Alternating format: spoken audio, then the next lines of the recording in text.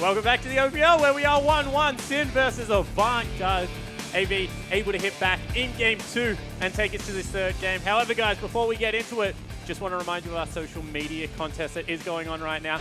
We want you to ask us a question, either the analyst desk or the casters. Frostgurun will be here tomorrow. Fish will be somewhere in the background. We'll ask him as well. Use that hashtag IamOPL. Tweet at LolOceania. You get to win Frost's favorite skin. It is Firecracker Jinx. Throw something underwater if you want to make Atlas happy. However, let's get back into game 3, the big game. We said that there is so much on the line for this game right now. The loser is pretty much, they're not mathematically, but I'm going to say that they're all but out of playoff contention at this point. I think it's nearly fair to say. And this could go either way. Yeah, and it's also about momentum here as well. I mean, these teams desperate for a victory and cementing the bottom position when Trident were looking like almost definitely the weakest team. Last week, looking a whole lot better against Sin, and now Sin, once again, like they were in that series, floundering under the pressure that AV have been able to put out once they can get rid of what is that winning combination for Sin. And Avant, once again, in Avant style, brings us to a game 3, as always. Yeah, it seems to be the Avant special. And Atlas, I want to hit on one pick that didn't really make sense to you. You pointed at me, and you wrote down a line that you didn't say in your post-game. I was wondering if you were chicken out of it. Got to call you on it. Oh, yeah? What did you think of the Echo pick? Well, okay, well, there's a reason why I didn't want to say it, because it looked to me like the reason he picked it was like it was the last pick as well, and he's like, guys, we saw what Impaired did to us last week. Let's pick the Echo. Of course, Impaired went 8-1-7 on the champion, just put on a complete clinic. I mean, that guy died twice in that series, had probably what we were expecting from Impaired for a very long time, finally, in that series, but Juves just did not really come up trumps. I mean, his timings on the W as well, trying to get those stuns, just wasn't quite there. His ultimates were good, I have to say. He was able to at least try and get in amongst it, cause some pressure, create some aggro, and then ultimate out. But other than that, it was a little bit wanting, to be honest. Yeah, it certainly looked to be the case. Now opening it up, I guess we're into a game 3. It is 1-1. What are you guys looking at? What do you think will be the deciding factor going into this game?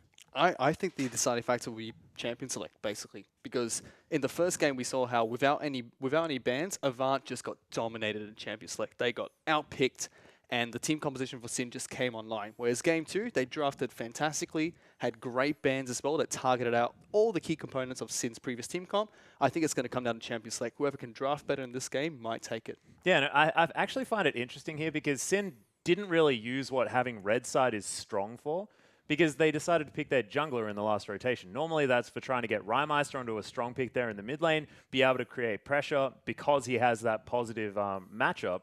He just flat out didn't this time. Avant were able to counterpick him if they wanted to. I mean, this actually might suit Sin if they're going to go for something similar, because they didn't even worry about what was strong about the red side pick. So we'll see whether they can actually make something work this time. They've already won on blue side. Maybe they can do it again. And I completely agree with that as well. And we saw how Avant, they first picked Elise, and I thought that was questionable, especially with Corki left up on the table.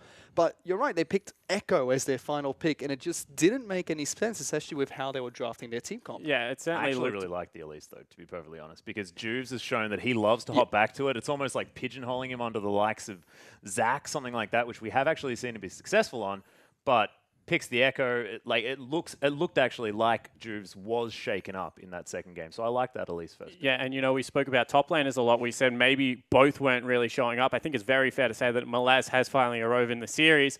We'll see. Arrived, I think is a word. Atlas corrected me on it earlier today. I don't know if I trust him really, but you know, I'll go with it.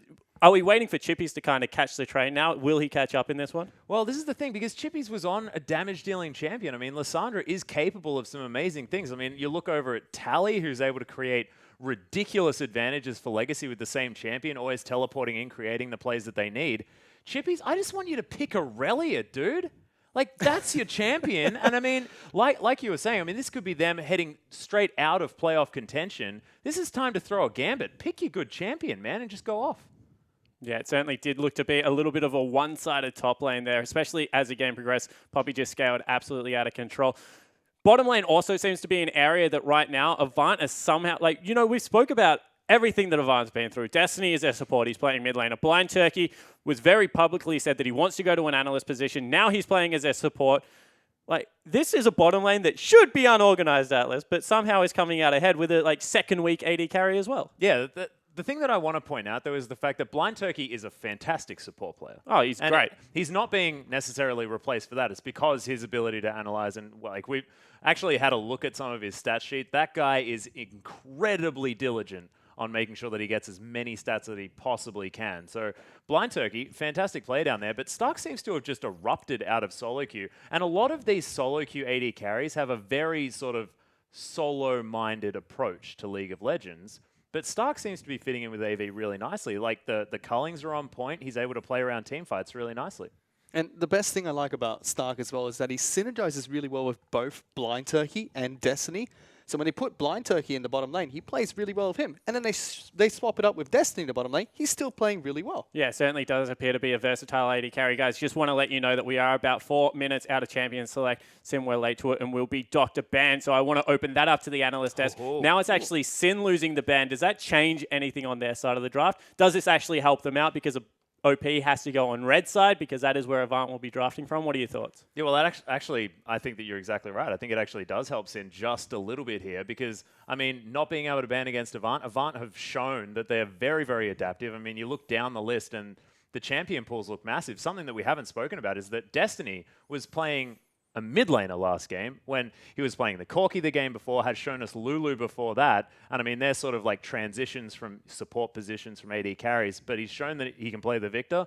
I have a feeling this guy's champion pool is massive. So it doesn't really matter target banning here against Avant. So just make them have to get rid of the OPs and pick something up yourself. I completely disagree with this expert over here. I feel like Expert. losing a ban here is going to be devastating for Sin. Because now Avant, they can basically target ban at Sin, and with the second pick rotation, they can pick up two really overpowered picks. I think you raise a good point there. I'm not going to say who I agree with, but he wears the same color as me right now on the analyst, just in verse. So we'll see whether that does work I guess out a little my bit. role as a play-by-play caster has been definitely confirmed. No, so yeah, I want to hit on that thought as well. We talk about it a lot. You know, if you lose bans on blue side, you open up the fact that you get double OPs right now. Gragas Cogmore is something that can fall through, something like that. On the other, like, whilst we're talking about this, we spoke about Kadra pre-game. You hyped him up a little bit, Atlas. He has someone that's been around the Oceanic scene for a very long time. Not really having the best series right now. Even in game one, it looked like it was more the Raya show when he was on the Cogmore. Is there something he goes back to right now? Maybe steps onto the Caitlyn, something like that, gets himself going? Well, this is where I'm worried, to be perfectly honest, because Kadra, especially this season, has looked most comfortable on the Ezreal. He's done most damage on the map by massive margins on the champion, even in losing games. But that game, I mean, he was using his Arcane Shift underneath turrets and then getting just dominated by Malphites. He's just looking like he's having an off game. This isn't the Kadra that we're used to seeing. And just after talking him up, I feel a bit stupid, to be honest, because he's sort of let me down. Kadra, you let me down. On the flip side as well, the bottom lane for Avant played really well. They capitalized on all the mistakes that Kadra was making fantastically and made sure that he was punished for it accordingly. Yeah, I know that you were speaking about in that situation where he got dove, like where was Rogue? He was in the river just looking for a flank. Wasn't actually helping his AD carry out. Alistar was just roaming in the river and he wasn't putting any wards down. He was trying to get a flank around while Ezreal's Arcane shifting into the turret. So it's a great capitalization coming in from Avant's bottom lane. Yeah, so we'll see whether that is something that does continue. You know, I feel like on this, in this game, it looks like if Sin get the team comp they're looking for, if they are able to get that wombo combo, that they're going to, I guess, be comfortable enough before the game begins. But it's Avant that has actually shown up on Summoner's Rift today because both games early they've been able to win it. Second game they did extend it into the eventual win, even though game one they did lose in the team fight situation. Does this push even more pressure on Sin? Do they just go like early game focus? Like, what are your thoughts on that? Well, that's the thing. I don't actually know what Sin are able to do here because Avant, like you said, every single time there isn't a team fight erupting, no matter which game you look at, Avant are in control. And it all sort of stems from Chelby just having a complete ownership of this jungle. And a cool item build. I want to hit on this. 2 games in a row now. Shelby's gone with Chilling Smite for some offensive capability, then Sightstone, which has actually allowed him to light up Juve's jungle. It's not something he does often. Like, Shelby is one man to skip Sightstone at all costs. Is this a Juve-specific build, do you think? He's like, I want to keep track of Juve's, like, follow this guy around to the jungle. Well, it seems like it was it might actually have been the fact that he felt like he was 800 gold in the lead and decides to transition that money instead of like power stats here for the Elise, just transition it into being able to light up the map for not just finding Juves, just making sure that they know exactly what Sin are trying to do, and they can counteract it at all stages. Yeah, it certainly does seem to be the case. And want to get your thoughts quickly, guys. Going into the last game, you know, I like to put this question on the line quite a bit. It's 1-1 right now. Avant seem to be in control of the series. Atlas, do they take the series? Yeah. I think Avant have the momentum on their side. They've shown that when they do manage to get the bans, they can take the games. We'll see whether they can do it this time. Yeah, it certainly seems to be the case. Fish, want to get your thoughts just before we jump into game.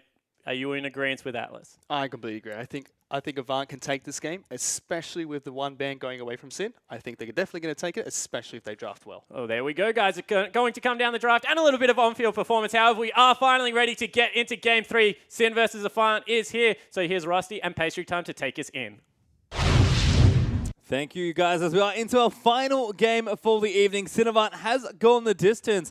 And again, it feels like Avant. It's weird to see Destiny be subbing in and winning games, but that's kind of been the story. It's the weirdest thing to say, isn't it? Destiny, it's his third time playing Victor, as he was open about on social media, but somehow they managed to get these wins. Team fights where he doesn't even know what he's doing on Victor, and as an example, he still manages to come out ahead. And AV, it is all on the back of their jungler, Chelby, getting this early aggression, even taking a lot of the money for himself, but capitalizing on that money, getting the sights that they mentioned on the desk, and turning that into the eventual win. Yep, I will also give credit for Malaz there. We've heard about this big carry top laner presence. Felt like Poppy, was doing a lot of split pushing. Kind of a carry on the Poppy, but definitely doing more proactive work, I guess. And it did show in that game.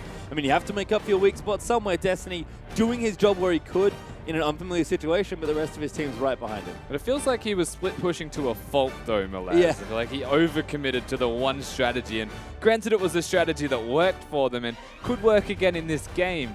Hopefully, Malaz has another trick up his sleeve, because Sin, they're aware. They certainly are, and we are going to get into the draft for our final game in tonight's best of 3. Sin have already banned Elise. Avant will go ahead and ban Yasuo. Don't forget, though, only 2 bans for Sin. They do lose one for being late to the game here. So we'll see what their second and final ban for the night's going to be, and it is Lulu. Yeah, and remember the Kog'Maw and the Yasuo with the Gragas were the 3 bans from AV in that last game. One of them already off the table, and I would be very surprised if they switched that up at all. Yep. What it does mean is the Gangplank, Rise, all of these other very strong champions are going to be available to Sin, and if they do change up their bans Avant almost forcefully because they're on the red side and first picks available to Sin, do they give over something they don't want to? Because Gragas could be there or Gangplank. Yeah, it's interesting as well because we've already had a jungle ban there from Elise. We saw them ban one away before. Again, wanting to limit Jubes' jungle pool seems to be part of the drafting strategy here for Avant. But Avant now have to make a difficult choice. Do they take the Gangplank? So do they ban the Gangplank or ban the Gragas and stick to target bans? They will give first pick over to Sin. 20 seconds left for them to decide. It's a tough choice, to say the least. What do they have a strategy to play against also is the big question. Oh, wow. They stick with the Kalista ban. This, I guess, opens up one or the other for them. Yeah. They probably want Gangplank if they got to choose, but Sin are going to have to make, again, another tough choice here. I actually like that from Avant. We identified 2 obvious picks, so Avant say, fine, leave them both up. We'll ban the Kalista away from you again. Yeah, of course. Denying the Kalista as the first pick from Sin, which is just an overbearingly strong champion right now. Their first rotation here, AV, could well just be Alistar Gragas. Yep. Something to that extent that is super strong, get them ahead from it. It's just so... Oh, there's just so many options. Yep, seems like the plan pretty clear here as Gangplank was, of course, the first pick from Sin. Makes sense because the champion's very strong. I guess where is it going is the question. Definitely expect Rhymice to be able to play it, but you do need to be flexible with this champion. You would like to think that they are going to be able to flex it, of course. Rhymice, no doubt, can still play the Gangplank. Chippy's almost the one that you would say it's preferred to be on. Malaz will always have a trick up his sleeve, though. Of course, maybe not this trick, but the Poppy's still quite strong. I just love that Malaz just constantly goes through silly champions. He's a character. Oh, Malaz. There is 10 seconds left now for Avant to lock some of these picks in. Again, don't expect the Nasus, so we are going to lock in Lucian Gragas there for Avant. So they lock in the Lucian and pick up the AD carry for themselves, knowing that Kog'Maw's not there, knowing that Kalista's not available. Also, where do they default to here, Sin? Is it back to the Ezreal? Is it to the Corki, potentially? I would hope that they don't put that on their middle laner, that they flex it towards their AD carry this time. Give Cardred some carry pants to wear. The Ezreal, and it's something that has been mentioned on the desk. They started off by saying that he's been this great carry. I said he's consistently okay, not great. Yep. Feels like that resonated through that last game and even the first. he wants to step up to be something else, maybe not Ezreal. Yeah, and it's just, you know, it's not really a meta for these hard carries. Maybe, again, with Cog coming back, with Caitlyn seeing a bit more play, Kadra can step up again, but Sin, they generally play around their solo lanes, especially mid. Rek'Sai Corki the picks here for Sin.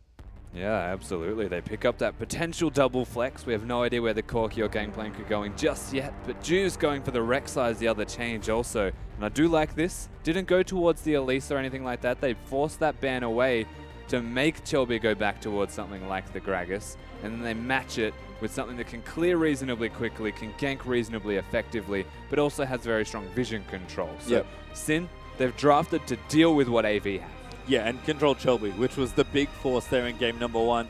Gragas can get aggressive, but not nearly as much as, say, Elise or even something like Lee Sin, which Chelby was famous for, can. So it makes sense, but I think Sin realized that, okay, if we give over Gragas, we do still have Rek'Sai. Yeah. So smart stuff there from them. As Stark flashing Talon, probably not Talon. To be fair, I think Malphite's still something worth considering. Yep. It was mentioned, it's what you pick into a Corki.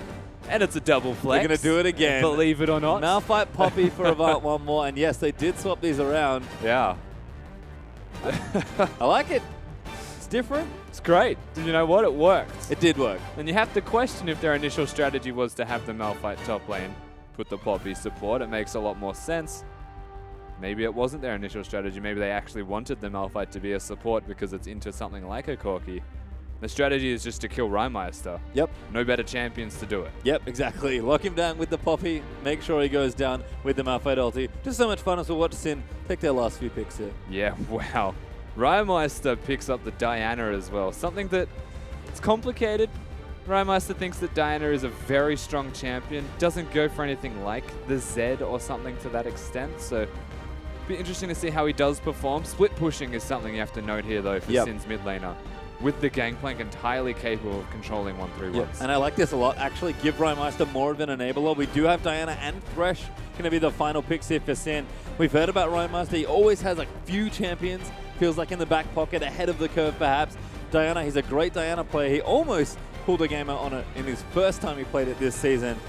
I think it just makes more sense. The Corki was fine, but it doesn't do what Ryan needs to do for his team. The question is, will the rest of Sin be able to enable Rhymeister to do what he needs to do? Because one man can only lift so much. He's also against Destiny, who's not going to know how to deal with the Diana. That is one of the hardest champions to deal with in a very unique way. You have to work around the shield cooldown in laning phase, and out of laning phase, you just get run around the map. So there is a real chance that this is definitely Rhymeister's champion as an identity as a player.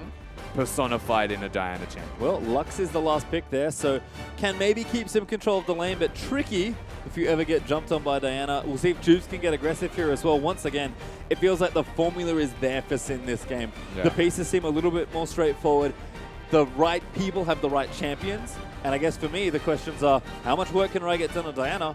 And is Chippies going to be able to play this Gangplank? It's the first time we'll see him play it, I believe. Absolutely. Chippies is the man who's been hyped up even by Swiper from the Chiefs top laner, saying that he's a fantastic player, Chippies, and that he should be showing up in these games. But Sin, as a team, and Chippies as a top laner, are yet to really show his full potential and utilize. So Gangplank is the best chance here, you would have to say, for Chippies to show off his mechanics, or at least show that he's capable of doing so. And I like the almost infinite global pressure as well here for Sin. It's adorable. Double TPs on both sides, so expect again a lot of aggressive teleports and smart macro play there. GP ulti, Rek'Sai ulti, Diana with TP. They can go everywhere. They absolutely can. It's a pretty ridiculous team composition to say the least. Sin, they'd be very happy with what they have. On the flip side, though, AV, I think they're quite happy with what they've got against this Sin lineup. The Malphite is again going to be in that support role. A lot of strength against the Corki, and this time it's the laning matchup. Yep, we'll have to see as we do actually have a pause here in this game, so there is a slight delay, but to keep you guys amused before the break, we are going to throw back to the handsome guys at the analyst desk. Thank you so much. We are the handsome guys at the analyst desk. I'm Spawn, this is Fish, and that's Atlas, who's not so handsome, but that's all right. Whoa! Whoa! That was an overreaction. That was really mean. That was all right. Come on. Calm down. Unfortunately, guys, we are going to have a pause at the start of this game. We're actually going to have a full remake as a Rune and Mastery page didn't work out for one of the players, so we'll get you back onto Summoner's Rift as soon as possible. But we will have the same picks and bans, so we're actually going to bring them up onto your screen, I believe, so you can check those out. As you can see, it's going to be Gangplank versus Poppy, Rek'Sai versus Gragas, Diana versus Lux, Corki versus Lucian, Thresh versus Malphite. So it will be Malphite support one more time and Poppy top lane. It was Elise and Lulu banned by Sin, who also missed out on a ban. Yasuo, Kog, Kalista on the side of Avant-Garde. Want to throw this to Fish first, because Fish, you said this game will be determined in pick ban.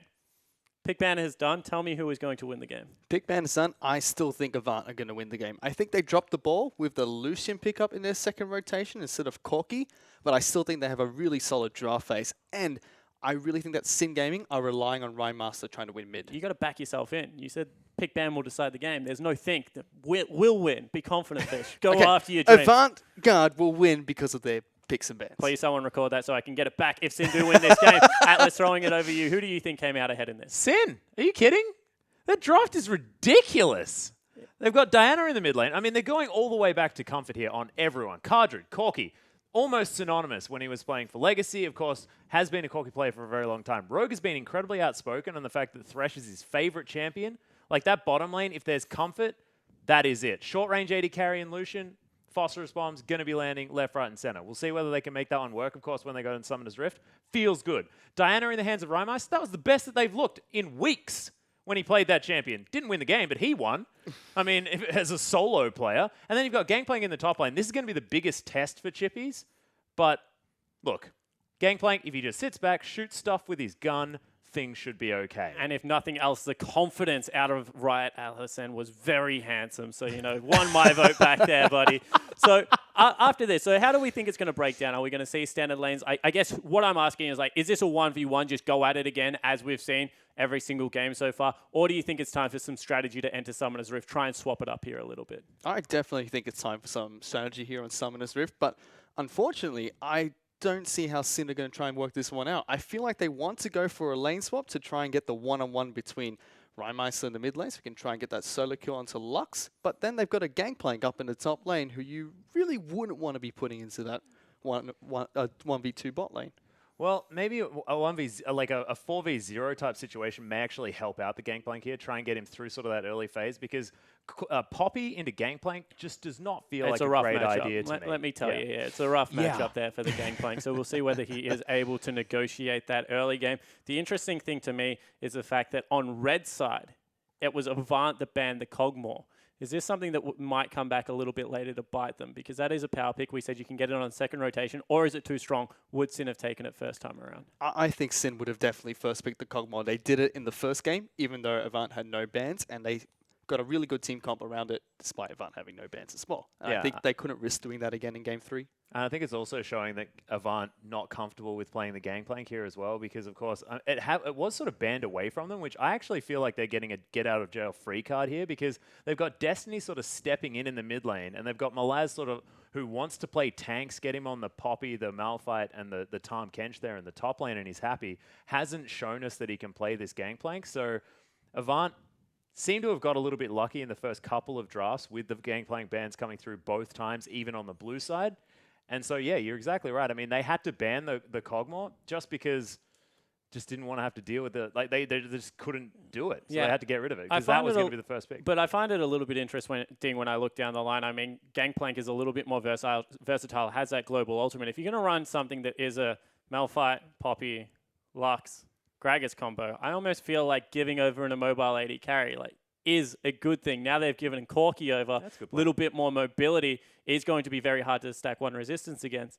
That doesn't really make all that much sense to me if you're going to play a catch comp and give them mobile champions. Maybe they're just like, they're holding on to the Cali Trolls theory. They're like, oh, it's a Corki in the AD carry position. Don't worry, guys. Got the Malphite. Nailed it. Yeah, it certainly does seem to pay that way. I want to have a look at the win conditions going down the lines on the side of Sin at the moment. Looks like there's a lot of late game scaling. Is this once again a late game team fighting comp? How are we going to see this one come together? I think it's definitely going to be late game team fighting comp, and I also think they're going to try and get ahead early in the laning phase, especially with this Diana pickup. That's going to be make or break for Sin Gaming here. Diana has to be able to get in there, kill somebody, and still deal damage to the rest of the team without dying. And Avant have drafted nicely around that to stop that from happening. Yeah, I'm looking at that as well. The disengage on Avant might be enough to keep them out of the way. What are your thoughts on the team comps overall and how they're going to perform late, Atlas? I actually sort of like how Avant look around the mid game, just because they do have the Malphite ultimate, the unstoppable force will be able to come in level 6 as soon as Blind Turkey gets that. They can start making plays, lines up the light binding very easily. Massive combo comes out from Lux, and they can delete at least one person. If he manages to get a couple, then so be it, and that's a fantastic thing. So I think as far as like earlier team fighting prowess, I'd give it to Avant. But if Rymeister gets out of control, how do you deal with this Diana if the Poppy can't? And I think it all comes down to whether Malaz is going to be strong enough to deal with Rymeister towards the late game, because we know that Rye loves to get massively far ahead in a split push scenario, and if he can't be stopped, I don't know whether Sin can. Well, if Malaz does the same thing he did last game, he will never, ever see Diana. He'll just be in bottom lane. Diana will be somewhere else. Well, no.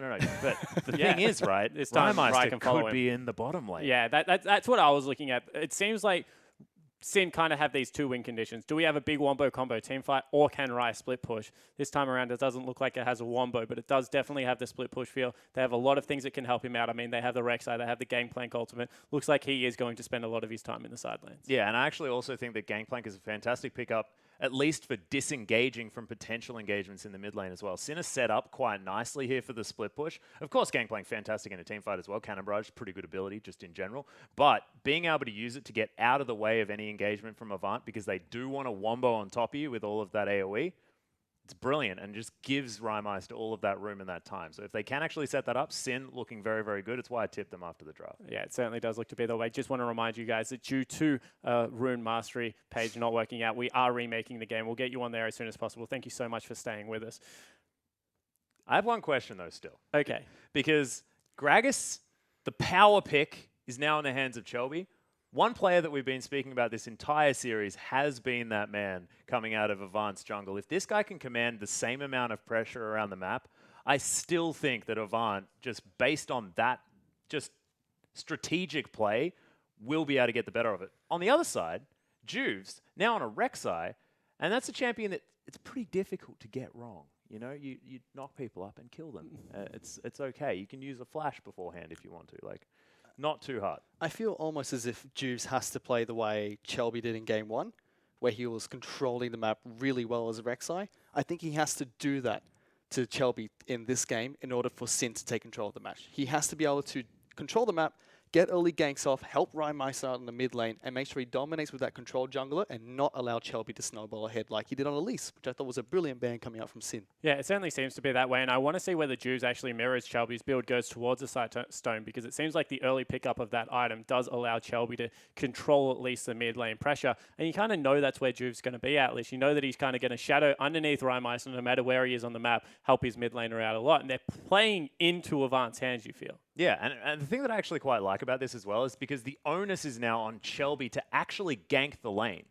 Because now that Rymeister is on the Diana, he's just wanting to go forward. He has the kill threat on Destiny. So if Juves is just in the vicinity, he can now make sure that he's threatening with the counter gank, and that's all he's going to be really This is needed something for. that I want to explore and why they didn't do it earlier. When I'm looking at this on paper, Rymeister is a superstar of Sin. Like, they have very good players around him, but they're very vocal about their mid laner. But they haven't isolated it once this matchup. They've always been the people to gank first. And it's not Destiny that's outplaying them. It's generally Chelby's there that is making the plays happen. And it just confuses me why they keep going towards this 2v2 style and instead of allowing Rye to just go to work. That's right. It always looks like it's just the junglers in the back pockets of the mid laners. They're always there to back them up. We saw both the first bloods taking place with 4 people in the mid lane. But to be honest, a lot of the times, all the plays that were set up for Rymeister in the mid game, especially in Game 1 when he was playing Yasuo, was created by Juves as well. So it seems like he's facilitating Juves and allowing him to get ahead that way. And it's interesting that they're not allowing him. It is interesting not allowing him to go into 1-on-1, but it just feels like Juves is the one that is setting up Rymeister for success. Yeah, well, he sets up Rymeister, but like in game number 1, it wasn't for success. He set him up to like lose 2 trades early on. I mean, it was all about Rymeister finding the split push in the later stages of that game. It had nothing to do with Juves. He got him killed twice. Yeah, I'm personally looking for Juves to get into the top lane, help Chippies out. Gangplank is going to need a lot of help in this matchup. We are about 2 minutes away from Champion Select, guys, so bear with us just a little bit longer. We will be able to take you there. In the meantime, if you have any tweets that you want to ask the desk or the casters for tomorrow's show, remember Frostgrim will be on there. Tweet at @lol_Oceania. Use that hashtag #IamOPL.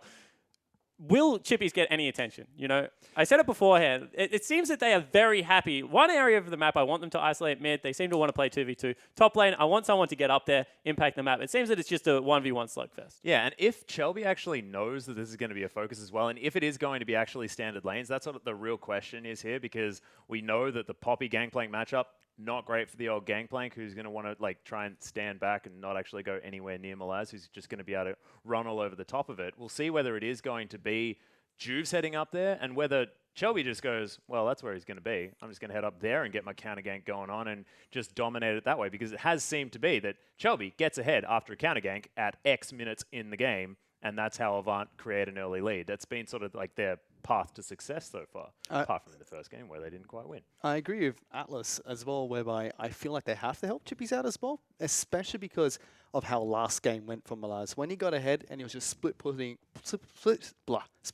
dominantly in the bottom lane, it just shows that they just can't let him have that freedom. They can't let him just walk all over the map that way, and they have to shut him down, and getting Chippies ahead is one great way to do that. Yeah, and I like the fact that they've also got a teleport on Rye for that exact reason as well. If he does lose a 1v1, at least you have another option to be able to split push against, because you saw time and time again in that second game, as soon as Rye went over there, they would just start up the Baron and try and work around that. Malphite support is something that I guess we touched on a little bit, want to go back to. As a weak laner, there should be some way that they can attack this in the lane, especially now that they are running a Corki Thresh lane. That should be a pretty dominant win you feel on Sin's side. Yeah, well, that's exactly right. And that's why I'm sort of looking at Sin to try and get the lane swap happening here as well, just because Malphite, not a great laner.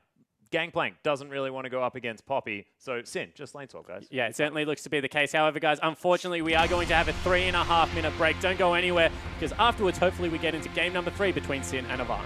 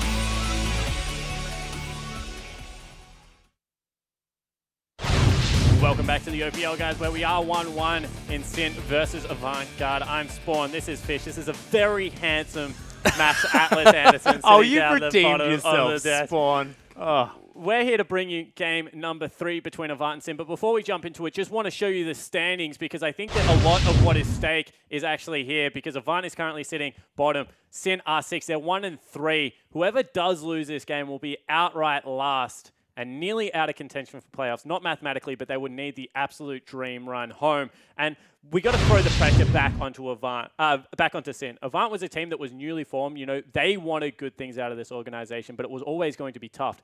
Sin arguably had an upgrade in the top lane. A lot of people talked about it. They changed around in ways that they thought were very positive, but they've just not been able to get into this season and into this series, Atlas. Yeah, and Avant as well. I mean, they're waiting for their mid laner to come through, of course. Our Triple is going to be playing very, very soon, and they've sort of been holding off. They're like, okay, we've got him coming. We're going to be here soon. And Rect has been standing in the mid lane.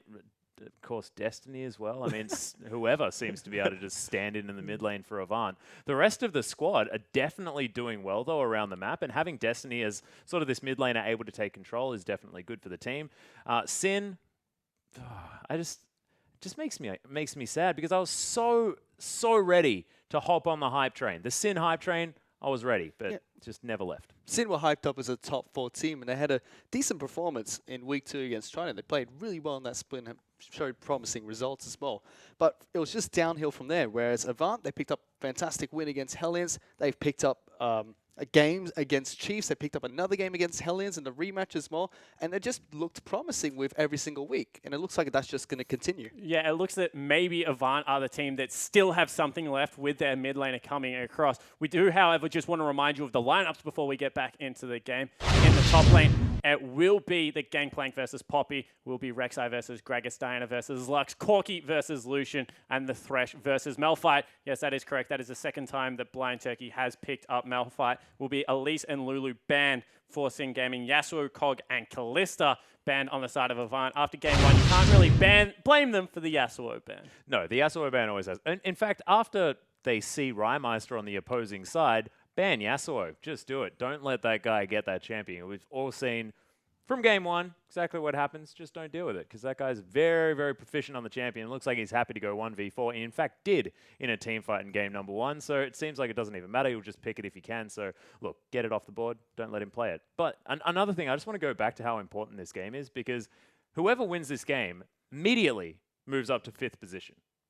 And that is such a big deal. I mean, we're talking about top 4 teams all the time, having to solidify that particular part of the standings in order to cement yourself here in the OPL. And they're guaranteed of being 1 win outside of top 4 because Hellions is versus Chiefs. Whoever wins that will get the game buffer over. So it's kind of a double win, if you will. That is our game of the week tomorrow, first off the rank, 6 o'clock. However, on this side, if you win this, it's 2 wins. You're up there. You're within the 1 game touching distance once again of playoffs. And that's where you want to be situated this time of the year. Even more, if you drop this game, you are effectively last on the table for the OPL as well. And that's something you don't want to bear weight on your shoulders as being the last place team right now. Yeah, it certainly seems to be the case. In case you missed it as well, Atlas has gone with Sin, Fish has gone with Avant, even though he didn't like their Lucian second pick. So one person on the desk will be wrong. The best thing about being a host, I don't have to pick, so I don't really care. Hey, wait, yeah. No, you have to Yeah, pick. give it a go. We got some time here, Spawn. Yeah. I think that at the end of this result, it will be a 2-1. To which team? That is such an Atlas response. Sin will win this game. Sin will win this game in about 32 minutes, I reckon. That's just my opinion. You can quote me on that one if you want. I just think that the split pushing out of Rye will be a little bit too much. The reason we're waiting right now, ladies and gentlemen, is just because we want to get the entire game done so that Spawn can't actually be wrong. So it's that is not the case. This is a legitimate time. issue. You do this all the time. We are in a legitimate pause, and we'll hopefully get you onto Summoner's Room very, very soon. We thank you so much for sticking around, guys. Also want to remind you of our social media where you get to ask the desk anything. Please direct as many of them towards Atlas. Use that hashtag IamOPL. Tweet at RustyLol. We are about a minute out of the game. Jump in your pool and get your dad to take a photo of it. I'll be really, really happy. Please, just some sort of aquatic themed anything. I guess it needs to be a question, but have a photo. Just Even if the question is, what kind of tea do you like? Just jump in a pool and get a photo with I still don't understand this underwater thing from Atlas. It started. You've only been here 3 year. weeks. It started You've only last been year. here- I don't and understand. I've been here 2 years and I don't understand the underwater thing. So you're not the only one on the desk, Fish. That is something. It's a question for the ages. It's taken a long time for it to happen. I mean, is it the underwater cameras are just really expensive? I don't know. I have no idea where you go with this one. I want to bring it back towards the game here. You know, Destiny has been someone that's impressed. We've had him on the analyst desk. Great fan of Destiny here on the OPL. And he played 3 positions now, you know, support, AD carry, and mid lane. Seems very, very pivotal for his team. However, guys, we are ready to get into game. So this is going to be game 3 of Sim versus Avant. Here is Pastry Time and Rusty to take us there. Thank you very much for you guys on the desk patience, and of course all you tuning in at home. Don't forget our competition. I would go ahead and ask Atlas why he likes aquatic things so much. That's my personal question, but we have a game to get to before that, Rusty. Our final game 3 between Sin and Avant. So that was the most amazing handoff in the world. However, we're on the game. Here we go. It's the map. Woo! I mean, that's it. Summoner's Rift. We're out here for our third one. Sin took the first game there with the Yasuo comp. Avant late. Didn't get any bans after the emergency sub of Destiny in the mid lane, though. Destiny's pulled one out there with a bit of help from Shelby and Malaz. The emergency sub of Destiny. There we go. Double meaning. The fact that when they have Destiny mid lane, they miraculously win. It almost feels like Destiny. Pastry. We'll see if it is for Avant in this game, because they are going to need it. We mentioned it already, a critical game for these two teams with Super Week just on the horizon starting next week. Sin or Avant are going to walk away very happy and not in last place, but more importantly in a good position to make a dream run through Super Week and power up the standings as we move towards playoff. We're halfway through the split so far as these two are going to play a final game. It's been a pretty dramatic OPL night, I have to say. I guess this is why some people don't like Mondays, but this is why I love them. And I just want to quickly bring it back to Destiny and just solidify the fact that he is playing Lux in this middle lane against Rymeister, who most importantly is playing the Diana. Never mind, we're doing this again. Yep. So Rogan cut it up to it again as Stark is going to get tagged, but that's twice now on the same side of the map that Avant have been tricked. Yeah. Good damage there out onto Lucian. Fool me once, shame on you. Fool me twice, shame on me, I believe, this time around. As AV, it was a different strategy, though, to be fair, from Sin. I think it was quite cute that they didn't stand in the tri-bush. They stood on the other side of it. So AV, naturally, they ward this time and learned from their lesson, but there's a second lesson learned. Well, Malphite versus Thresh is a curious support matchup here, but we are going to get standard lanes one more time. We saw what Blind Turkey could do on the Malphite once he got to level 6 and started roaming, but there's always a long way out. That being said, Stark seems fairly self-sufficient in the bottom lane. On the Lucian, as Chippies and Malaz, yeah, this will be an interesting lane. Lots of Grasp of the Undying going on. Yeah, absolutely. I think the major... Nah, it's a level 1 Poppy. I think Opening shield. Send a message.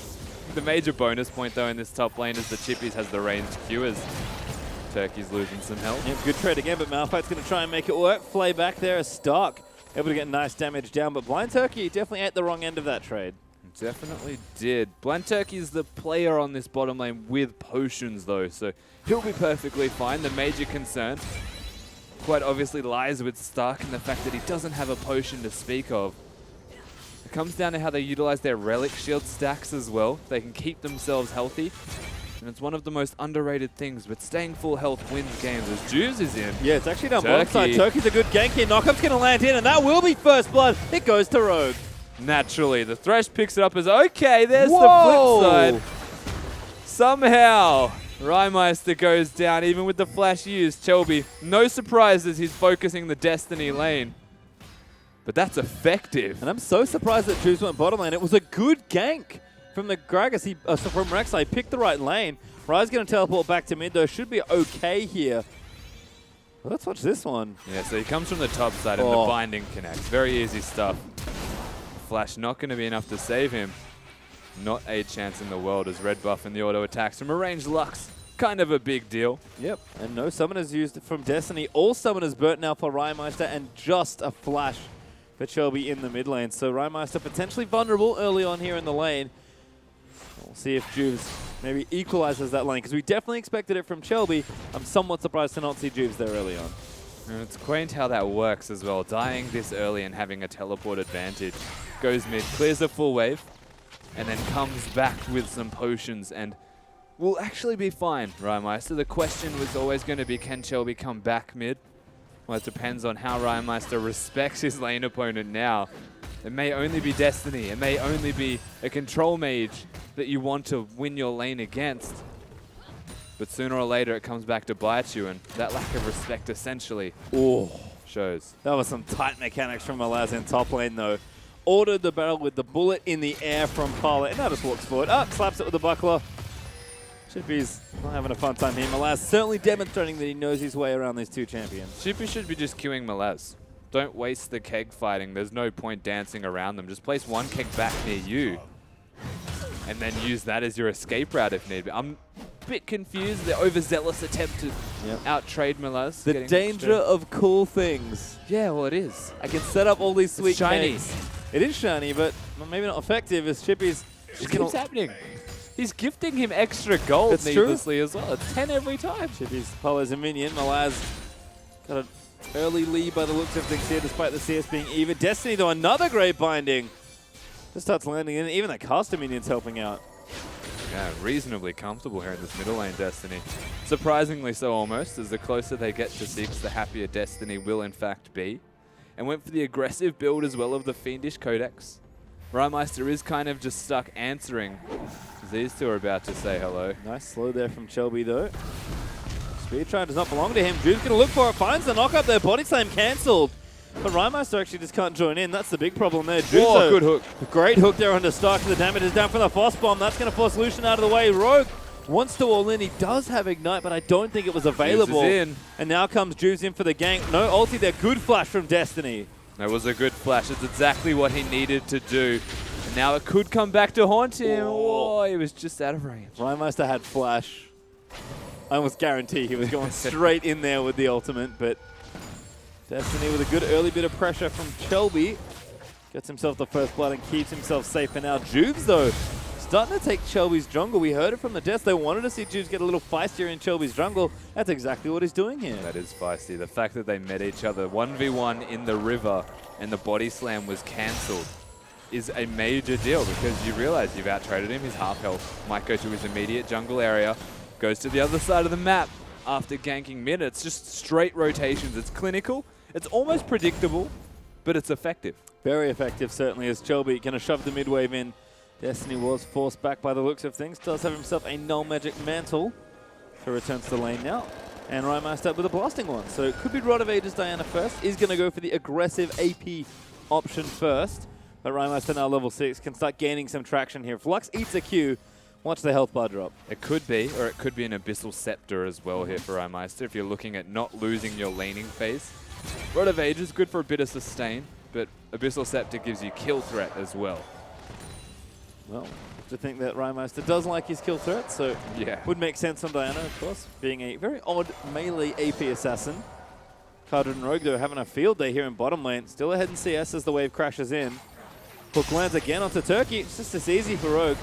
And free harass effectively under this tower. Blind Turkey still having troubles here as the level 5 Malphite. Welcome to the Rogue Thresh show, though, Pastry Time. He doesn't miss many skill shots on this Thresh. He is, in fact, one of the scariest Thresh players in the OPL as a support. Yep, great kicks there actually from Chippy. I think he might have missed, but does yeah. get himself out of the way. It's getting too cute, Chippies. Yep. Needs to play the fundamentals and just slow it down. He's got a Sheen to shoot him in the face. Not everything needs to be showing off. That is a definite fact. And by trying to hit these double keg combos to do extra bits of damage, you may as well just be doing it. Trouble. You can see Rymeister damage procs everything there from the poke. And he'll go back in. He's got his summoners back up. This is Rymeister with the blue starting to play more aggressive in the lane. You know he will go back in. He's just predictably aggressive at this stage. But Shelby, speaking of predictable aggression, isn't even clearing tunnels. Doesn't want himself to be spotted. I like this. Getting nice. Deep into that bottom side.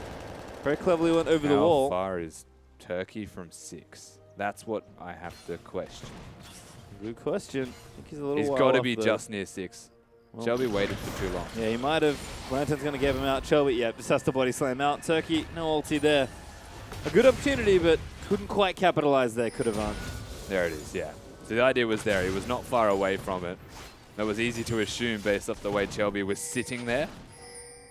He just didn't want to stay any longer and tries to get a gank off. But Rogue can disengage naturally quite well on that thresh with the Lantern. You're right, the idea. It was there. Just couldn't execute. Kind of lost the opportunity as the wave pushed back in. Rymeister going to start aggressively wave clearing with his blue, though. It's back up in top lane. Here's a kick from Chippies. I'm going to get a nice little trade onto Malaz.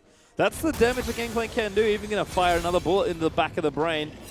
Phage and Sheen there for Chippies. Looking good on that early Trinity Force. Malaz with a Cloth Armor and that Barmy Cinder should be just fine, though. Nice and even in CS there in the top side. Sort of the farm lane I think we expected. But good to see both players smartly trading when we do pop up there. Absolutely, and this is the big curious point here is we've seen how much damage Rymeister does. It'd be unrealistic to dive the turret. But still, if Diana gets onto Lux whatsoever, there's a lot of kill threat. Yeah, and I do like that both junglers are on opposite sides, waiting. Yeah. Both knew that they wanted to get some ganks off, but we do have a pause here. And it seems like Rymeister could have some small issues, so bear with us. Shouldn't be too much longer. But I think Game 3, this is one of my favorite things about best of threes is that, we're about 10 minutes in or so, all of a sudden, game's very even. I think players, they're starting to adapt in the series. The teams are really shaping up. And even though, again, there are emergency subs on Avant, they've settled in nicely, and it's looking to be very close. Teams, they feel a lot more comfortable when you come to Game 3. But on the flip side, as comfortable as you may feel as a team, there's also the pressure because you've taken it to Game 3. This is still an OPL match, and it's still kind of a big deal. So slow and steady, but efficient, comfortable play. Yep, certainly is. As we are going to check out a couple replays here. We do have a few here from the game. This was a good attempt from Juice. And this was the first early gank, which was actually simultaneous with Shelby, to be fair. So both junglers being proactive at the same time they go in, and we'll roll this one out. Juice gets in. Priority target is a blind turkey because it's the guaranteed kill. Easy work here from Juice in particular. But on the flip side, Rymeister goes down. Yeah, and again, it's sort of interesting prioritization. I have to say, the bottom lane from Sin played well to try and kick, to get Turkey low, to set that up for Juice, which was almost a sitter at that point as far as the gank path thing goes.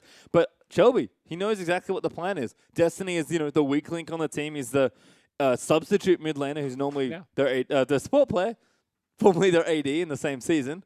I think, has he won a game on each role he's played now? Yeah. I don't know if he's won. Okay, well, that's pretty cool. You've won 3 games in different roles in OPL. That's pretty nice, Destiny. But again, where Shelby's focus is. Juice, he took the intelligent kill, but it did cost his mid laner. It absolutely didn't. Maybe Rymeister not showing enough respect was the question we had to bring from that as well. Going down, yes, he's a Diana, so he needs to be in a very awkward range that's very close to Lux bindings. The threat of going down and the unique jungle gank pathing from Shelby is ultimately what secured that kill on the flip side. But these two, they both have very similar strategies. Juice and Shelby ganking at the exact same time, meeting each other in the jungle at the exact same time. And right now, counter-jungling each other relative to the red buffs. I feel like Juice has stepped up to the plate is the big thing that I can take away from this. Shelby was a 3-0 Elise in that last game, but right now, they're both matching each other to a T. Yeah, feels like, kind of slowed the game down. So we do have another replay here. We're going to check out some of the action in this game. So we do, again, have a slight delay. This was Shelby's, like you said it already, simultaneous gank coming in, and this is just textbook. Absolutely. Of course, the flash body slam is the big thing. You can see Juice ganking bottom lane, so we can just roll this one through. Shelby, he picks his time, avoids vision as long as possible, and it's just so convenient that the light binding connects. Is actually a very big deal, and the red buff is enough to slow him down, give Destiny that kill with the auto attack. It's nice watching that back again, actually. Rymeister got very greedy for a cannon creep, and very smart binding there from Destiny. Locks him down and gives them the kill there in mid lane. I guess for me, we talk about Rymeister a lot on Sin, and with good reason. He's an excellent player, and he's definitely set up to carry in this game on Diana. If he wants to split push, where does he need to get to as far as timing and items go? What are we looking for Sin and Rymeister as far as jumping off points go? I think first item is honestly far enough for Rymeister to be comfortable split pushing. The question has to be arisen, though, because Chippies is going to be split pushing on Gangplank, and it's how they assign their lanes here. So Gangplank wants to be against the Poppy. That is the one thing they want to maintain. If you put Diana into the Poppy, I feel like it's quite dangerous. You could actually die or not effectively split. Yep. So what they want to do is make sure that the person who is splitting, irrespective of their items, irrespective of timing, is against a lane that is a mismatch for Rymeister. Yep. Because that's where he really shines the brightest. We saw it in the first game on the Yasuo when he started to get a mismatch against the Lulu because it was Malaz that time around. push him out, got a 2-level advantage, got a farm advantage of like 80, and snowballed the game from there. Yep, and I guess it's weird because when we see Sin's successful games, it is a lot of the Yasuo and the Zac and these big Wombo-style comps and strong team fighting, honestly, from Sin. We are going to pop ourselves back into the game. Lots of teleports, though, in this one. Does mean that it's macro-heavy, perhaps, here for Sin, which wouldn't quite fit their style. We'll see if they can execute properly here in this final game. As right now, we pop back in, 1,000 gold up for Sin. Chippy's starting to hit kegs, feeling comfy on the gangplank. And 1,000 gold up, but 1 kill apiece, barely nothing in the early game. Yeah, no major differences, of course. Being able to control this middle lane, Rymeister quite happy, as is Chippy's. Surprisingly, people say that this matchup is hard, but the last 2 times I've seen it, oh, never mind. Yep, that's a great binding going to Rymeister. Destiny going to deny it as bottom side. Then no Rogue is left. Carter with the package now going to have to Valk out after already delivering himself out into the river. Ulti burnt there, but almost getting a kill on the Cardred. No Summoner's Force, though. Yeah, and the binding you mentioned was the major difference there. Is oh, hello, Shelby. Yeah, he's in the top side. Chippy's, though, doing great there with the ultimate. Teleport's going to come in to try and help Sin's top laner out. It is a great ult, though, from Malaz. Moves Rymeister straight out of it, but Chippy's is not done. And Malaz, he's too low to re-engage. The minions are there, though. Oh, Rymeister, you are so aggro. Barely misses that Q in onto Malaz, and Jubes is here as well. We could even see a redive from Sin. You might, but Shelby knows he's got 2 wards down. This is not an easy thing to do. I think it's just zoning away from the turret, getting that first objective. This is a real situation where Sin can start to come online with their team strategy. And this is Diana's other specialty. Absolutely chunks down turrets with the passive with a bit of help from GP as well. Great hook on a Stark. Does the action's not done. Cardred going to move in there. The Ignite is down, and that should be a kill. It will be. As Rogue will claim it once again. And now they're going to try and fight Turkey, but the minions are hurting. Heal is down. Turkey going to try and make it work. He needs to keep kiting. Rock and Roll and Thunderum is going to take him out, but Turkey is going to have to flash out of the way. Turkey actually managing to live and being almost able to out-trade in a 1v2. Goes to show that a lot was used to secure the kill onto Stark, but also the fact that they had an unimpeded laning phase here for the Malphite, who got his levels and is quite strong. Yep, and again, 2 standard lanes, 2 Blind Turkey support Malphite games, and looking good so far as Rymeister returns to the lane with a full Abyssal Scepter already completed. Rusty, as per usual, on the money for that first item pickup. He is quite strong. Yeah, this is a very strong Diana at the moment. And funnily enough, you look at the gold distribution across the team of Sin, and though they're 2-1 up and they've got a 2k gold lead, Rogue has 2 of the kills. They only have 2 kills, so that's a 600 of that gold going into the wrong pocket. That's unfortunate stuff here. And the other thing is, remember the cost of the boots increased by 100 gold for swiftness, so Rogue's back to mobility. Yep, makes sense to see the player swapping that up. Despite the extra gold, it's not quite enough money there for Rogue for the shiny Swift. This is Chippy's quick in and out there. Nice keg actually. Malaz proxying. Chippy says no thank you. Nice little kegs. Oh, juicy. And it is like we did question Chippy's, on the gangplank. It's sort of a champion that's very carry oriented. Maybe some fumbles early on in the lane, but I like what I'm seeing so far. There's one thing we do know about Chippy's. He's renowned for his ability to carry. We're just really yet to see him. Oh my goodness, Rymeister. Oh, tags the wrong person. Now he's caught out 1v2. Ulti's down. Stark going to move in for it. Rymeister though, maybe he's going to turn it around. The damage is massive. Takes out Stark, and there's the GP ulti. Rymeister will make quick work and get himself a double kill. That is amazing work from Rymeister, but almost too predictable. Whoa, so many people in the mid lane though. Destiny, great flash to get himself out as Shelby boosts him out with the ultimate. Chippies though, he's going to keep running through, and Destiny's got nowhere to run. Chippies shoots him in the face as a crit's going to give him the kill. Now Rogue trying to chase down Shelby. No hook coming. And Avant all of a sudden, 2 different lanes, 3 people dead. They just actually explode. Rymeister, Blind Turkey and Stark show over-aggression, but they commit to the point that Rymeister can actually just one-combo Stark. They don't appreciate or recognize a Diana's damage. Once you get that Abyssal Scepter, you have to remember that it may be magic resistance, but you're also reducing theirs. And so your burst is huge. Yep, and Rymeister shows it off there. Level 11 takes the bottom tower now as well. This is what we wanted to see from the man. A big performance, 2-1-0. And those kills are pretty much all him with a bit of help from team here and there. And I'm going to say it again. This Sin comp has been predictable to the minute, but it's effective because AB don't have a direct answer. If you can go bottom as Rymeister, you know you're against the Malphite Lucian. and successfully 1v2 because Chippies has you back as GP, then what is Avant meant to do? Send Destiny down there? He can't do it. No. Send Malaz down there and let Chippies run rampant on the rest of the map? There's no answer to that either. The fact that they've got a split pusher this time just makes life that much easier for Sin. Certainly does, and they're looking good here around the Rift Herald. He's going to go over to Juice. No, it does get left for Rymeister. Again, his team enabling him in every facet possible. But he has a needlessly large rod and Sork shoes to combo in with that Abyssal. He thought Stark died quickly last time. So it's going to only get quicker from this point. Never have you seen Illusion explode to that extent. But that was still just so well executed from Rymeister, to be fair. We can look at the mechanical mistakes from AV standing too close to Rymeister. You can just hit the E and combo them. But Dive coming. Yep, Malaz gets melted as Rymeister goes in for it. Rogue's actually able to take him out again.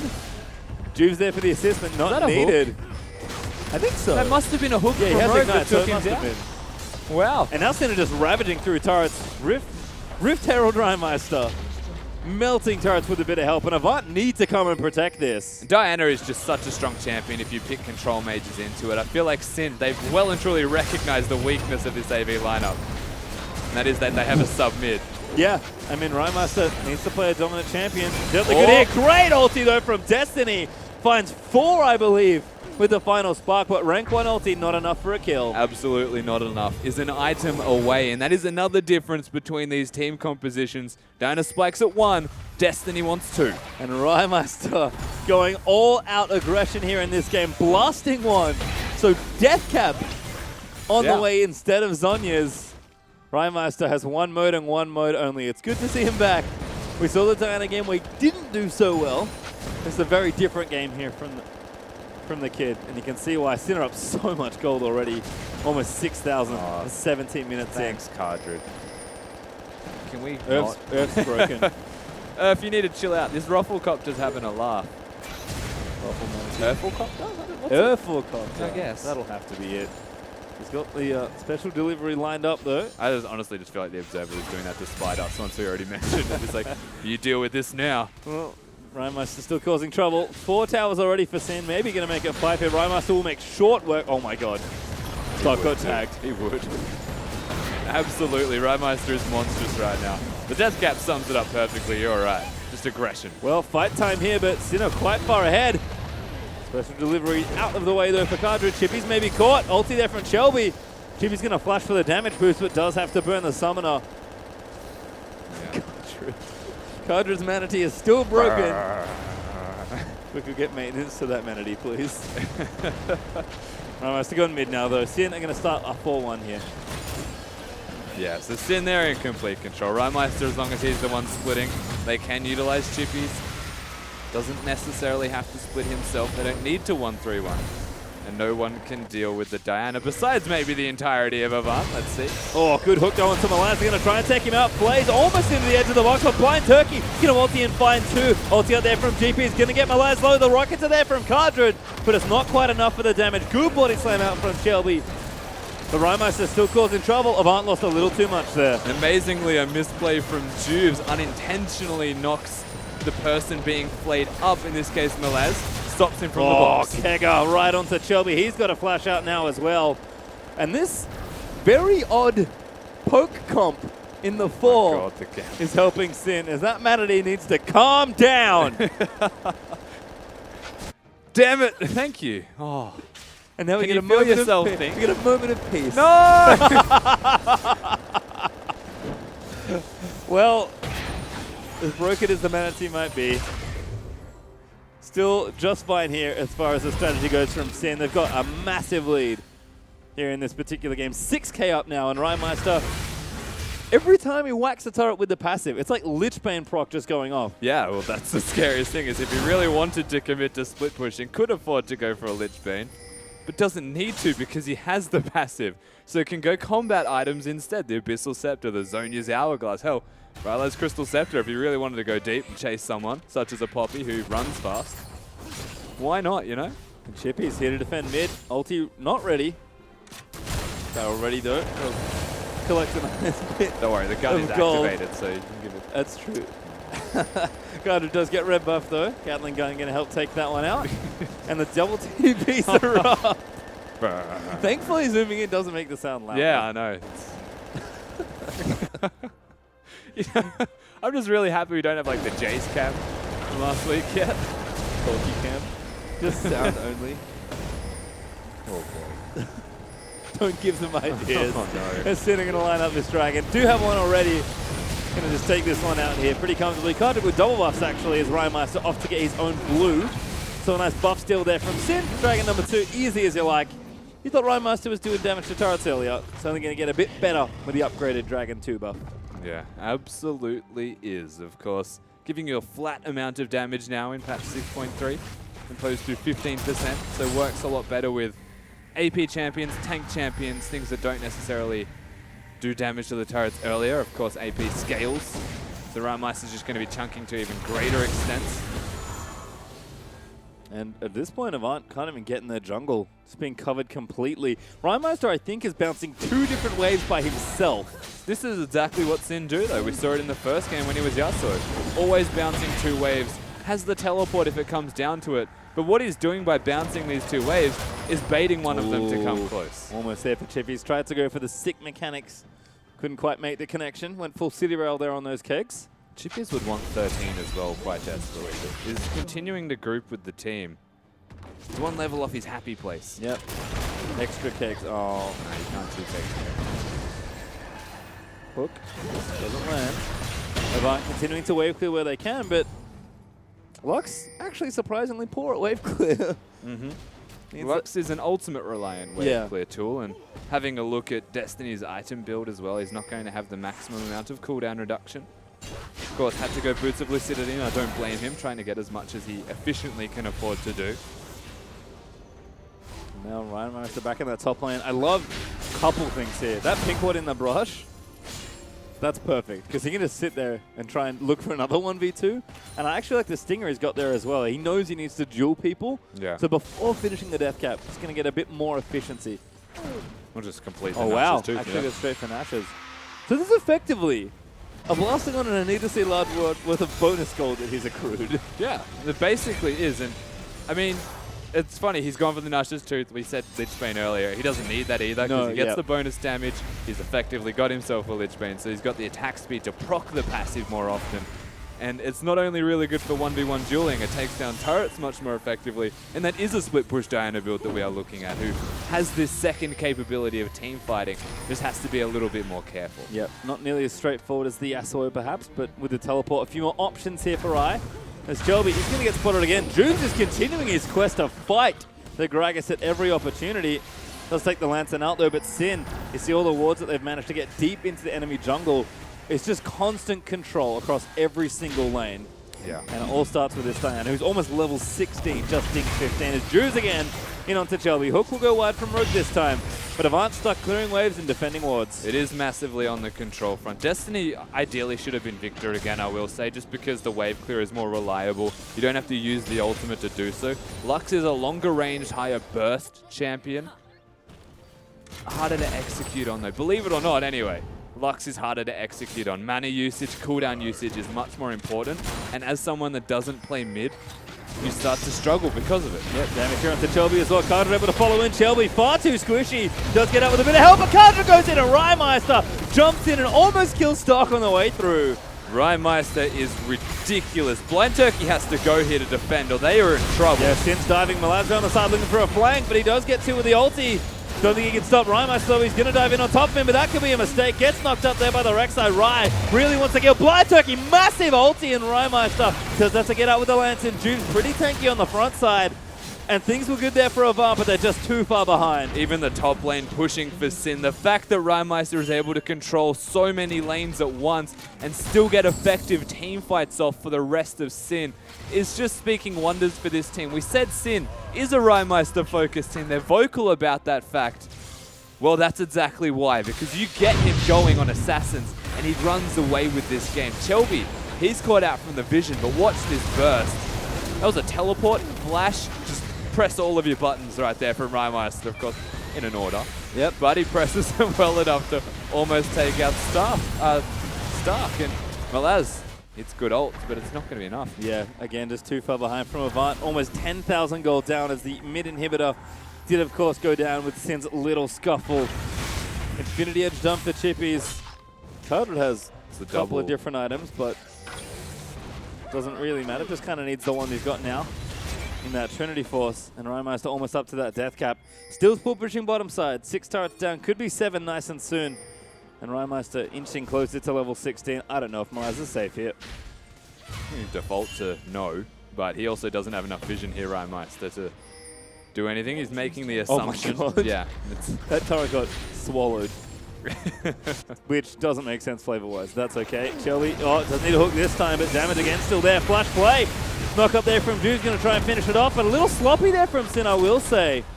Chippies even burns the ulti just to make sure everyone's okay. Sloppy from Sin, but just as sloppy from Avant as the explosive casks knock them out of the Lux laser. Nothing going That right is not for a combo. either team. No, it's not a combo. It's the Janna-Oriana combo all over again. Recurring nightmares from combos like that. These Chippies clearing out a ward in the back. Baron, of course, up and ready. Speaking of, and this is, of course, a lesson for Destiny to learn. We're not trying to call him out by any means, but if you go for the Luden's Echo, you can wave clear with just the E onto the back line. The death cap build that he's going towards right now is more teamfight-based damage. But Sin are trying to run you around the map, wave clearing and split pushing constantly. If you just get the Luden's Echo instead, you can wave clear quicker and then disappear and help your team elsewhere again. Yeah, makes sense. But Avant, I think, just feel like they have to try and pick a fight. Stay in this game, but it could be tricky. Third Dragon does go over to Sin. That's 3-0 now in Dragon. 7-1 up in kills and turrets. Nice and convenient. Just shows you how much work Rhymeister's doing and continues to build different items. Void Star is the next choice, but it doesn't really matter. He just does so much damage anyway. He's got a mixed bag of what he needs. The adaptation from Malaz and Shelby was to go straight to the Spectre's Cal. Even Blind Turkey's got magic resistance. So instead of finishing what was the components of a death cap, he's gone for a Nash's Tooth for the split pushing, and then the Void Staff to do more damage to them while he's split pushing if they try and contest. It's never-ending battle. Ooh, Juve's in trouble. Shelby with a nice ulti that time. Binding not quite there. Juve's able to flash out of the way. He will have the Lantern, but he's going to aggressively clear that pink ward instead because Malaz is trying to challenge the Diana. He'll go. And he's losing health by going for it. Actually, he's going to get it, but a great ulti W combo from Poppy. Resets Rhymeister. But look at the cooldown of Rhymeister's ultimate. It's back up now. Back up. Wow, Diana. Amazing. Whee. And he's level 16 to be fair. Yeah, he is level 16. He's massively ahead. And Sin actually haven't noticed that that is warded. Nope. Couple of kicks there They're as well. baiting, but Avant don't need to go in. Very cheeky. Oh, unfortunate. Wow.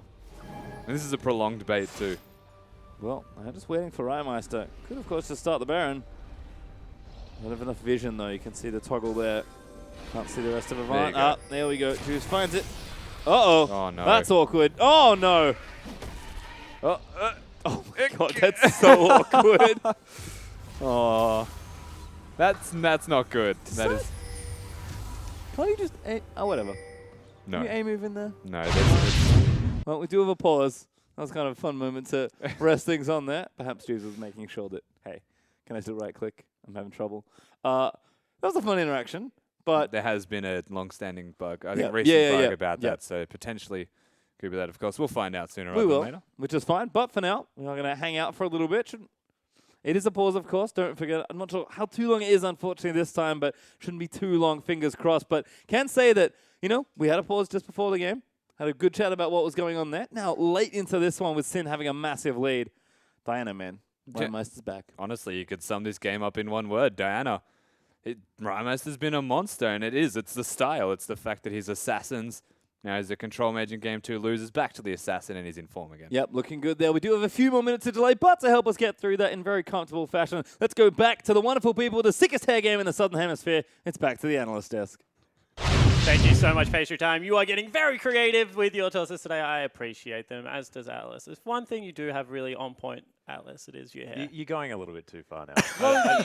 I can't win. Like, I'm nice. He doesn't like me. I'm mean. He doesn't like whatever, man. Whatever. Let's get into the game at hand. Unfortunately, there is an issue with some vision. The referees are just letting the players know what's going on. We'll get a resume shortly. However, I want to talk about one player in the game. It is Rhymeister's bottom play on Diana. It was absolutely massive. This guy is a beast. And, you know, we mentioned giving him something like the Diana is much closer to what the Yasuo is, and he's able to do sick things like this, Atlas. Yeah, ridiculous stuff. And look at this. Manages to land the Q on a blind turkey, probably wanted Starkey, but holds on to his Luna Rush.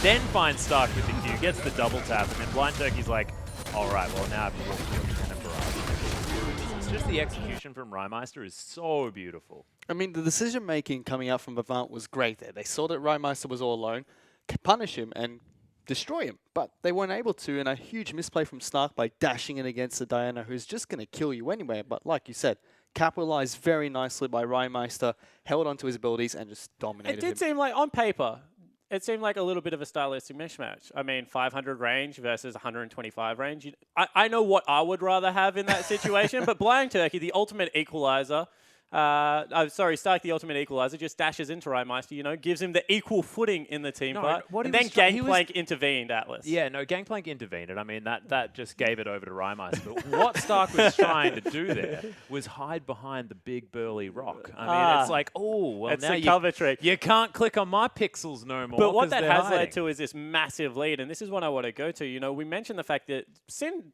seemed to have a second recipe for victory, and that's been split pushing. They showed us that last year, and now with Chippies on Gangplank, they seem to be working towards that win condition just a little bit better. Yeah, I want to talk about the Gangplank because somehow Chippies managed to go even in that matchup with no jungle help at all. What? The laning god? What are you talking? Have you watched him for the rest of the split? I've watched him for years before this. Oh, well, thank goodness, because it's those years before that you got to go off. You know what? Thank goodness. We're back on Summoner's Rift, so here's H3 Time and Rusty to help us close out the game. And we are back. Thank you very much once again for waiting through the delay. But we will be back into the game not too much longer. And we'll see if Avant can hold a very surging tide here as Sin. We're going to storm through the base as we pop back in. And we talked about it already. You heard it there from the desk. This lead is approaching insurmountable for Avant. But they do need to win this game. Force the series win. Yeah, but 11k is a major differential between these two in terms of gold. I would just like to quickly allude to the desk and just let them know that I'm pretty sure Gangplank does fine in this matchup, as bad as people make it out to be.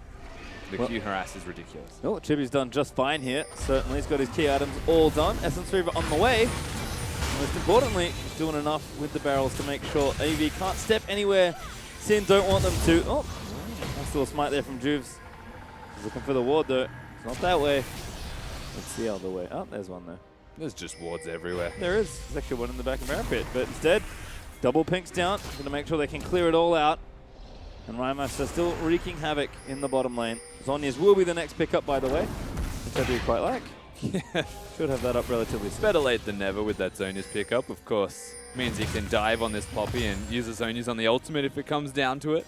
Keep himself in the fight. Just casually. No doubt. Yeah, no doubt in my mind. Look at the level difference between Rymeister and the rest of the map. Blind Turkey's level 9. He's the lowest. The closest to him is 15. So, yeah, I mean, wow. I mean, again, we saw this before. Build a farm lead, build an XP lead, get in the side lanes. We saw it with the Yasuo in game 1. We're seeing it now with the Diana. And Sin. That is hyper aggression, Pastry. They have 4 pink wards around this Baron area, and yet they still haven't committed to it. That's 1 scrying orb down. They should know it's 2 because they just killed the other. And what that means is sooner or later, AV check. Oh, get the red instead. Might as well take it away. It does go over. Actually, Cardred able to get it. Oh my god, Shelby! He's done it. He breaks the mid. That's actually a nice little rotation, but could be in trouble. Is it? Yeah, it is. He's done it. Oh, now Molas is in trouble. He waited. He's like hoping Rymeister didn't stay in the brush, but where else did Rymeister need to be? The damage is just massive. Nice juke of the Q there from Molas. That actually will keep him alive. Gonna charge up the ulti, cancel it. But Sin have started Baron. Yeah, Rymeister using the second proc of his ultimate, not hitting the Q beforehand, causes that cooldown. But yeah, here we go. Rymeister, he's not going to teleport. He's actually just going to do bot lane turret, you know, instantly, because he's a Diana. And this is just fine. Molas still can't fight him. Rymeister is max level at this point. And Rymeister is actually going to ignore him. Let's try and take out the tower. I'm not sure I quite fancy this one. Rymeister, you will actually die. Now he turns and fights him, but Malaz has a bit of sustain. Can't out-sustain all those deeps, so Rymeister has to play this carefully. Good ulti there from Malaz, but He can still kill Rymeister him. is going to take it out, and Malaz now going to get turned in onto ulti Lance. He's trying to bait up the W. He's forced to use it, but Rymeister out of mana orders him to that downside. Kadra getting melted there as he finally somehow gets out. Oh. But it's not quite enough. Juves is going to knock up Destiny. He's 1v4 as the double did go in onto the Gragas. And now Juves actually going to go down here. And where'd Ryan end up going? He had to go back to recalled. base. And Rymeister, Juves needs to though. escape, but he hits a binding. That's a third kill for Avant. And Rymeister should have just ended the game. He had Now minions. he's trying to go to... This is his moment. He's teleported in. They all recall. Squad's out though from Avant. 4-man recalls as Malaz is dead. Rymeister will do work on these structures. He's going to get one, but I don't think he can get two. And now he's 1v4. He's got the Zonias. Can he make the miracle play happen? He finds Stark. That's the first kill. He's going to get it down. Rymeister needs to burn the Zonias. Does use it, but I think it's too late. Ulti time nicely shut down from Destiny. And Destiny picks it up. And AV, they get kills and they save the base. The engage from Blind Turkey was sick, and it was timed so well with Stark going in and Destiny's combo. Pretty much an immediate double kill for Chelby. And this whole time was a recall from Diana, who, yeah, he had no mana, he had no health, but he did have a minion wave hitting the Nexus. He actually could have just auto-attacked. Yeah, instead recalls and then wastes the teleport anyway. Does get a Nexus turret for his trouble. I will say, the recall was to save his own base. Yep. AV may have continued to push if he hadn't recalled and then used the teleport aggressively to get back in. It's very easy to say in retrospect that it was a mistake. Ooh, fight going on. Juves maybe caught here. 1v3. Dragon does go to Avant. They stop the fourth there from Sin. Lantern there, but Blind Turkey going to sit on it. Pinkwood down as well, and Juves is like, well, that's just rude. Malaz going to punt somebody out with the ultimate. Juves still getting chased down. He's quite tanky, but he's not tanky enough here by the looks of things. Going to get interrupted by the W. Malaz going to clean it up. Well done from Malaz in particular there to use the W to ensure he gets out. Master back up now, though. So even with Juves down, things should be okay. I'm trying to discern that cooldown on Rymeister's Zonias, but I think we'll leave it for now. As Chippy's level 15 with the Essence Weaver ready. Look at this delicious keg damage. It's glorious to It watch, is isn't it? glorious. It's even more fun to do. You have to assume Steric's Gauge or more of Malmortius will be the last item for Chippies also, as he has a long sword. God, what a three-man Baron. They've still got those two Pinkwards in there. Rymeister's Bye. damage. Yeah. I mean, Ugh. these are the three carries from Sin. That is some pretty disgusting Baron damage. And this is amazing, all right? So we're watching Sin this far ahead in a game once again. It's like 9k gold, and they're in a commanding position with the Baron to try and close out the rest of this game. Kardred is 0-1-4. Like, he's still just the facilitator for the team. He actually is a role player AD carry that just does the job that his team needs, and that is not die and sit in the back and poke. Yep, and they finally find Rymeister's sneaky pink ward from earlier. So no teleport's going to come in there. Rymeister doesn't have his for a little while though. And now he's going to work on the mid lane. Bottom, of course, has supers pushing in. Baron buff can now be applied to the two remaining open lanes. It should be relatively straightforward here for Sin. They just can't afford to eat a Blind Turkey engage. It's straightforward for Rymeister, but less so for Sin, because the 4v4 still has a Lux, Malphite, Gragas that can combo together well. This is where they hurt. Diana going in onto Malaz. Ulti forced out once again. AV though doing a re-engage. Rogue actually can't really go too far in. Does pop the box down, lock Shelby in. Nice keg there for the disengage. But Rymeister's just going to work on the inhib. He's got it. Absolutely, and all that's left is one lane and a Nexus. Rymeister could look towards the Watch game. your lifestyle. Good ulti though as the Blind Turkey goes in onto Kardra, but he's not going to die. Tower's gone here as well, and Rymeister, I think he wants Stark, but he's actually getting knocked around a bit. Does fall down. Stark able to take him out. Avant could turn this around. Rogue the next target as Stark going to weave in and out and do what damage he can. Malaz locking them down in the backlines. Great kicks from Chippies for the disengage. But that was too reckless from Sin. Absolutely. Chippies gets them out with the move speed on himself and the slow on the AV roster, but the immediate focus, the shot calling from AV was get Rymeister. They all recognize that he is the power point. Dies before he can even utilize his Zonia's hourglass. So AV, they turn it back around in a very smart manner. but that also came down to being over-aggression, honestly, from Rymeister. He had no reason to be where he was when he could have threatened the end of the game. Yeah. We're going to watch this one again. Yeah, I mean, the combo is great. Every single time Blind Turkey hits the unstoppable force, Stark does damage, the Lux Laser connects, but he's against an inhibitor wall. He has no right to be there. They do well to get out, honestly. Cardred's still managing to get out with his life, and Chippy's just hitting the good keg to disengage, but it's a small hiccup, and it taints the game. Yeah. For Sin that was quite clean. Well, right now, Sin still with plenty of power in their other carries. Rymeister back with his TP as well. Going to try and threaten this bottom in hit one more time. Avant, though, are looking for the engage. Cardred actually burnt the package. I think it was running out. Well, it does give Avant a window back into initiate, perhaps. Blind Turkey's ulti's ready. Avant have already shown us that they have what it takes to execute. They will. This is a Chelby engage this time around, though. You can see from his positioning. Don't let them into the inhibitor. Don't let them into the base. He wants to get the engage, but it could be desperate, and it could go wrong. Grinding not there, but Destiny's cooldown starting to get pretty low here. In zoning, though. Great. And speaking of which, Chelby's build, spot on. Has the 40% CDR build, has gone for the Frozen Fist with the Spirit Visage. The most efficient forms of items that you can get with the Runic Echoes. Keeping a Sheen build on Gragas. And Rymeister in that top lane. He's going to start the push in. Sinnoh waiting very patiently for their star mid laner here, but don't want to wait too long here, Avant. They will pull the trigger if they find an opening. Well, they have to pull the trigger soon, though. That's the concern, is finally the minions are pushing for Rymeister. He's able to control 2 lanes at once, and he's going to threaten the top lane inhibitor with the mid one already down. Oh, they actually ulti onto Drew's. They're going to try and get a catch here, but Malias needs a hook there from Rogue. The fight will start. Rymeister going to TP in behind them, right on top of Blind Turkey. Pops his zonies as soon as he goes in, but he's looking for a target. He flashes on the start and deletes him off the map. As the rest of the fight will not continue. Carries scattered to the wind here as Sin might just run in and end the game. 2 people zoned out of the base as Destiny gets knocked up. They're going to move in for it. Chippy splashes, but he hits a binding. Rymeister looking to lock down Malas. Decent ult there from Lux, but Chippy's able to take out the Poppy. Cardred on the front lines, and that should be game, Sin. And Sin command their 3rd game to victory. Oh my god, Rymeister is a fiend. What a performance from Rymeister. Honestly, Sin, they came together well in this 3rd game, and we're looking at Rymeister. We're always looking at this Dino, and he performed well. Juice was my MVP. Yep. Because he played sick. I mean, Rymeister had a good game, but yeah, I have to agree. Juves and the rest of Sin really stepping up as well. It's not, you can't just be a one-man army. Your team needs to be behind you. And that last game, Rai was putting in the work, but his team was straight behind him as well. Absolutely. The trick to taking out Avant is to cut them off at the jungle. That's what Juves did, and congratulations to Sin. Well, a long drawn-out series, but a 2-1 win for Sin nonetheless. We're going to break down the last day and wrap it off with the rest of the guys at the analyst desk.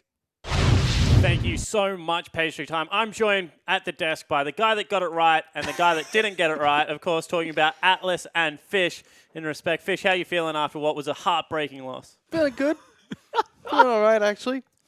Really? You just lost to me. Always gracious in victory is myself and Atlas. I thought they were going to win at 32 minutes. It took us 6 minutes longer than that. However, let's get into this. I know that they gave a lot of credit to Juves on the casting desk. I know that you also want to echo that sentiment, Fish. Yeah, Juves, I felt like he controlled the game really well for Sin. He was able to make sure that Chelby had no impact from the jungle, and that allowed top lane to go one-on-one, that allowed Rymeister to walk all over the map, and he had impact in the bottom lane as well to make sure they got ahead and make sure they won that 2-on-2 as well. Yeah, and I think a lot has to be said for the fact that Chelby was relatively absent from the early game. We mentioned that the top lane was going to be a point of focus where they had multiple forms of CC. They could have tried to keep Chippies down. He made it through that early game incredibly nicely. Of course, Rusty did say on the caster desk that that matchup is okay, but I honestly felt like if Chelby made his presence known up there, the Poppy could have got to that point where she was unkillable by the Diana, and then that whole split push scenario could have gone the other way. Precisely, and Juves being able to keep him out